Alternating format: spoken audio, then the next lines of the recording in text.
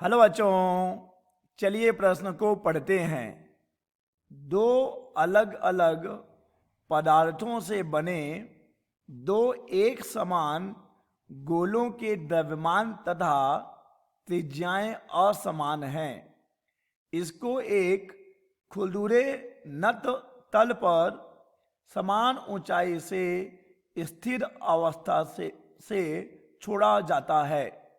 यदि गोले बिना फिसले लुढ़कते हैं तो दिए गए विकल्प हैं। ए, भारी गोला पहले नीचे पहुंचता है। बी, बड़ा गोला पहले नीचे पहुंचता है। सी, दोनों गोले एक साथ नीचे पहुंचते हैं। डी, दी गई सूचना यह जानकारी प्राप्त करने के लिए पर्याप्त नहीं है कि कौन सा गोला पहले नीचे पहुंचेगा। तो चलिए बच्चों, सबसे पहले हम लिख लेंगे मूल अवधारणा, जिस पर कि बच्चों यह प्रश्न आधारित है। बच्चों, यह प्रश्न आधारित है आनत तल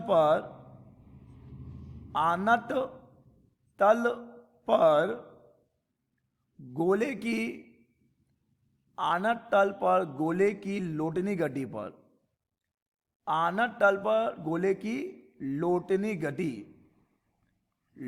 गति। चलिए बच्चों, पहले हम समझें कि क्या होता है आनत तल। बच्चों, आनत तल एक ऐसा तल जो पृथ्वी की सतह से किसी कोण पर झुका होता है, उसे हम कहते हैं बच्चों आनत तल। और बच्चों, लोटनी गति क्या होती है? बच्चों, जब कोई गोल या गोलाकार वस्तु एक सतह पर इस प्रकार मिश्र स्थानांतरीय एवं घूर्णन गति करती है। मिश्र स्थानांतरीय घूर्णन गति कहने का तात्पर्य है बच्चों कि वह रेखीय वेग से आगे भी बढ़ रही होती है, साथ ही अपने केंद्र के परितः घूर्णन गति भी कर रही होती है। तो बच्चों, एक ऐसी मिश्र स्थानांतरित घूर्णन गति जिसमें कि सतह के संपर्क में आया भाग सतह पर न तो आगे और न ही पीछे फिसलता है, जो कि बच्चों प्रश्न में दिया गया है। गोला बिना फिसले लुढ़कता है। ठीक है बच्चों, तो ऐसी गति को बच्चों हम कहते हैं शुद्ध लोटनी गति। तो यहां पर बात हो रही है कि जब गोला कहां से लुढ़केंगे बच्चों? जब गोले लुढ़क रहे हैं किसी आनत तल पर। तो यहां पर हमें बताना है बच्चों कि इनमें से कौन सा विकल्प सही होगा। तो चलिए बच्चों, प्रश्न को समझते हैं और हल करते हैं और पता करते हैं कि कौन सा विकल्प सही होगा। बच्चों चलिए, प्रश्न जो कह रहा है कि दो अलग अलग पदार्थों से बने दो एक समान गोलों के द्रव्यमान तथा त्रिज्याएं समान है। तो दो गोलों की बात हो रही है बच्चों, जिनकी त्रिज्याएं आप R1 और R2 ले सकते हैं। ठीक है बच्चों, चलिए इनकी जो त्रिज्याएं हैं क्रमशः आप R1 और R2 ले सकते हैं। पहले की त्रिज्या आप R1 ले लीजिए, दूसरे की त्रिज्या R2 ले लीजिए। इनके द्रव्यमान आप M1 M2 ले सकते हैं। चलिए बच्चों, पहले हम किसी भी एक गोले के लिए जो कि एक आनत तल पर लोटनी गति कर रहा है, उसके त्वरण के लिए बच्चों हम व्यंजक ज्ञात कर लेते हैं। उस व्यंजक से हम इस प्रश्न का उत्तर बड़ी आसानी से दे पाएंगे। चलिए बच्चों, मान लेते हैं कि यह हमारा आनत तल जो कि पृथ्वी की सतह से झुका हुआ है थीटा कोण पर, और यह है हमारा गोला जिसका द्रव्यमान है स्मॉल m, और त्रिज्या हम ले रहे हैं बच्चों कैपिटल R हम ले रहे हैं इस गोले की त्रिज्या। तो चलिए बच्चों, देखते हैं कि इस गोले पर कौन कौन से बल लगेंगे। गोले का भार लगेगा ऊर्ध्वाधर नीचे की ओर, यह सबने मालूम है। गोले का भार ऊर्ध्वाधर नीचे की ओर mg, जिसके कि हमें दो घटक प्राप्त होंगे। एक हो जाएगा mg cos थीटा और बच्चों एक हो जाएगा mg sin थीटा। और क्योंकि बच्चों यहां पर जिस सतह की बात हो रही है एक खुरदुरा है, तो यहां पे घर्षण बल भी काम करेगा गति के विपरीत। ये रहा बच्चों घर्षण बल F। ठीक है बच्चों, तो हमने इस गोले पर लगने वाले सभी बलों को दिखा दिया है, और चाहे तो आप अभिलंब प्रतिक्रिया को भी दिखा सकते हैं। ये रहा अविलंब प्रतिक्रिया n। चलिए बच्चों, पहले हम आनत तल के समांतर गति की बात कर लेते हैं। आनत तल के समांतर, आनत तल के समांतर गति के लिए हम क्या देखते हैं बच्चों कि mg sin थीटा लग रहा है तल के समानांतर नीचे की ओर, घर्षण बल लग रहा है ऊपर की ओर, और इन दोनों का ही अंतर होगा परिणामी बल जो कि होगा ma। और बच्चों ये हम ले रहे हैं द्रव्यमान केंद्र का त्वरण। बच्चों आनत तल के लंबवत गति के लिए अगर हम बात करें तो हम देख पा रहे हैं कि इस लंबवत तल के लंबवत कोई गति नहीं होगी, क्योंकि n बराबर है mg cos थीटा के। ठीक है बच्चों, ये हमारा समीकरण नंबर 1 और ये हमारा समीकरण नंबर 2। अब चलिए बच्चों हम बात कर लेते हैं घूर्णन की। हमें यहीं पे रहना होगा क्योंकि हमारा चित्र यहीं पर है।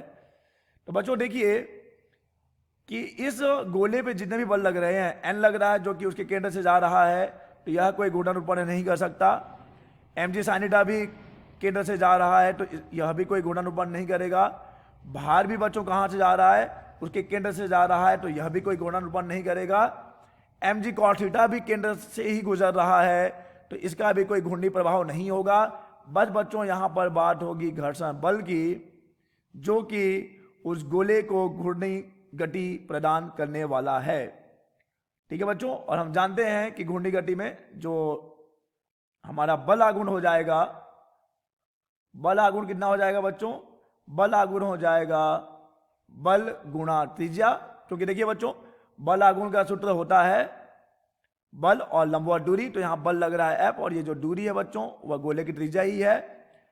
बच्चों यहां से एक चीज हमें और मालूम होनी चाहिए कि गोले के लिए जो जड़त्व आघूर्ण होता है उसके द्रव्यमान केंद्र के परिधा ये होता है 2/5 mr का वर्ग, 2/5 mr का वर्ग। चलिए बच्चों, तो अब हमारे पास देखिए बल आघूर्ण टाउ सी m जो है द्रव्यमान केंद्र के परिधा हमें मिला हुआ है Fr, जहां पे F है घर्षण बल। और बच्चों अगर हम बल आघूर्ण के एक और सूत्र की बात करें जो कि होता है जड़त्व आघूर्ण गुणा त्वरण, कोणीय त्वरण। ठीक है बच्चों, तो यहां से अगर हम दोनों को बराबर कर देते हैं तो हमें मिल जाएगा Fr बराबर, और ICM का मान हम यहां रख देंगे 2/5 mr का वर्ग, और ये है बच्चों अल्फा। और यहां से हमें घर्षण बल मिल रहा है 2/5 mr अल्फा। ये है बच्चों समीकरण नंबर हमारा 3। और बच्चों हम जानते हैं कि अल्फा कोणीय त्वरण है, तो अगर हम द्रव्यमान केंद्र का त्वरण ज्ञात करना चाहें अर्थात रेखीय त्वरण ज्ञात करना चाहें तो ये हो जाएगा कोणीय त्वरण गुणा त्रिज्या। ये हम मान लेते हैं समीकरण नंबर 4। तो चलिए बच्चों समीकरण 3 के मान को और समीकरण 3 के मान को हम समीकरण नंबर 1 में रख देते हैं बच्चों। तो समीकरण 1 कौन सा था देख लीजिए, समीकरण नंबर 1 है हमारा ये प्यारा सा समीकरण। यहीं पे हमें मान रखना है, किसका मान रखना है बच्चों, हमें समीकरण 3 का प्रयोग करते हुए मान रखना है। तो चलिए बच्चों हमें मिल रहा होगा mg sin थीटा और माइनस 2/5 mr अल्फा। हमने बच्चों यहां मान रख दिया है अपने घर्षण बल का, और यहां पे MACM है बच्चों। तो यहां पे अगर हम इसे सरल करते हैं तो हमें मिल रहा होगा mg sin theta minus 2/5 MACM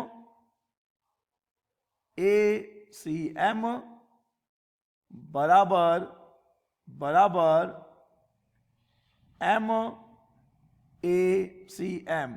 बच्चों यहां पे हमने अल्फा का मान रख दिया है, अल्फा बराबर जो कि हमें मिला है, अल्फा बराबर हमें बच्चों मिलेगा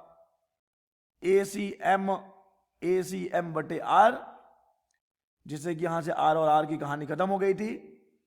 चलिए बच्चों इसे जब हम हल कर लेंगे तो हल करने पे हमें जो त्वरण मिल रहा होगा द्रव्यमान केंद्र का वह बच्चों हमें मिलेगा 5/60 जी साइन थीटा। 5/60 जी साइन थीटा। इस समीकरण को हल करने पर हमें मिलेगा द्रव्यमान केंद्र का त्वरण। अतः बच्चों गोले का जो केंद्र है 5/60 जी साइन थीटा की त्वरण से नीचे आता है।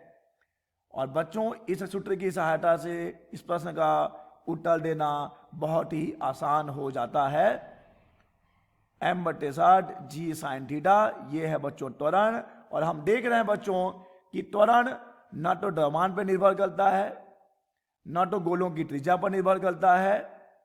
ठीक है बच्चों, तो भारी गोला पहले नीचे पहुंचेगा, ऐसा बिल्कुल कहना उचित नहीं है। बड़ा गोला बिल्कुल कहना उचित नहीं है, क्योंकि त्रिज्या पे भी निर्भर नहीं करेगा त्वरण। और बच्चों त्वरण निर्भर नहीं करेगा तो फिर समय भी निर्भर नहीं करेगा। दोनों गोले एक साथ पहुंचेंगे, यह बिल्कुल सही जवाब है। क्योंकि देखिए बच्चों, दोनों गोलों के लिए 5/7 समान होगा, जी भी समान होगा, और थीटा जो आनत समतल का झुकाव है दोनों गोलों के लिए बराबर रहने वाला है। त्वरण बराबर रहेगा तो समय भी दोनों बराबर लेने वाले हैं। और बच्चों डी कैसे उठना, नहीं, इसकी जरूरत नहीं है हमें। तो बच्चों इस प्रश्न का सही विकल्प हो जाएगा सी, दोनों गोले एक साथ नीचे पहुंचते हैं। आशा करते हैं बच्चों आपको यह प्रश्न समझ आया होगा। धन्यवाद।